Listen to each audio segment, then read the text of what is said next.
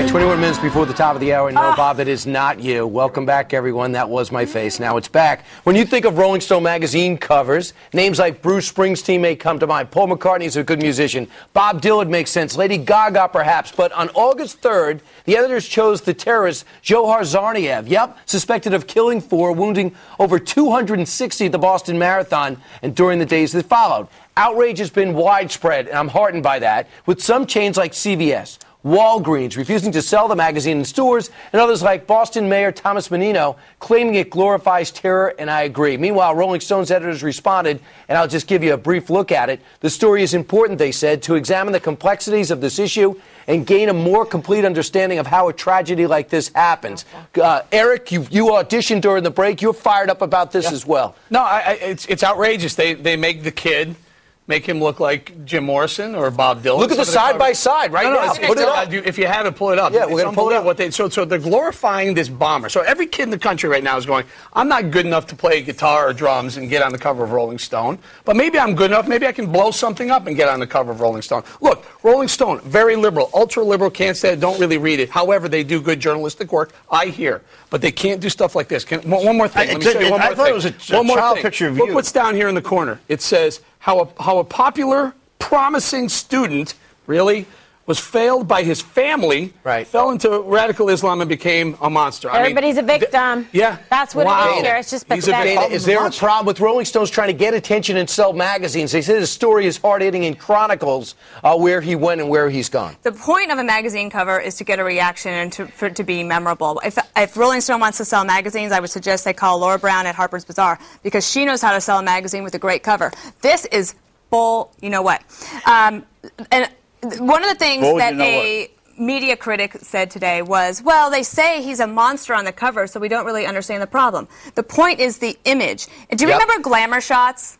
Do you remember? I mean, you remember glamour shots? I wanted to get glamour shots so much. That's what they've just done.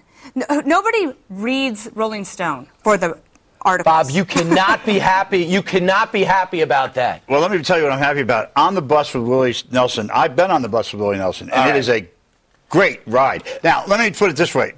Who cares? I mean, if they want to run this is seriously, Bob. I'll tell you who cares. You're the big capitalist. The troops family How about the family of the people who died in the Boston bombing? The 32 people who lost limbs. So what are we all supposed to do? Not talk about it? Kimberly, is there a way to do the story? Is there a way to do the story and not glamorize him? Why is that glamorize? Is there a way to put him on the cover and not glamorize him? Why don't you highlight Why the do you victims? have to put him on the cover? Yeah, make it a different face. Why is this now the face of terrible tragedy and Americans that were maimed and lost their lives? You want to cover the story, write about it on the inside. Don't put some kind of shot like this I got the answer. Make him look like, I have the answer for you. You know, I have the answer. You want that shot on there. There's not many headshots coming out of there. He better be split in a jumpsuit. He better be split with the courtroom room shot. If you don't have it, you have wheelchairs, people without legs and arms on the other side. How did a guy go so bad and do so much damage and hurt so many? And also, I have a problem. Anti-American.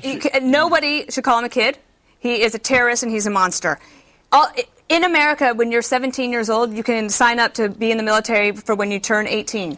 That's what a lot of these young people, our young people, men and women who have decided to go overseas, they have done 3 or 4 tours of duty to help tamp out exactly what Rolling Stone is glamorizing. Well, can I just make one point about Brian, you being here today?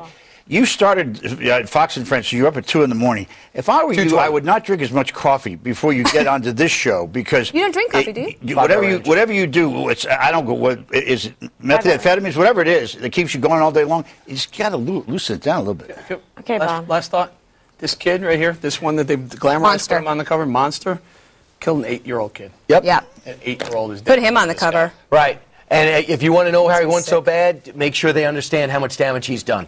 So that's a great point. And 5-Hour Energy. So if you want to sponsor, I'll put you on my sleeve. And then they act like they don't know why people are mad. Like, what? Right. What? We called him a monster. But do one thing. Don't go buy it to read it and reinforce this behavior. Run from it and make sure people don't buy that magazine. And good job, CVS and Walgreens, and others should follow. Brian, really quick, the problem also with this is I think it's glorifying violence and terrorism, and I think is dangerous because it can inspire and encourage others to join this jihadist movement. You're exactly right. You're supposed to get out of here. All right, 17 minutes before the top of the hour, coming up straight ahead. Princess Kate could give birth at any moment.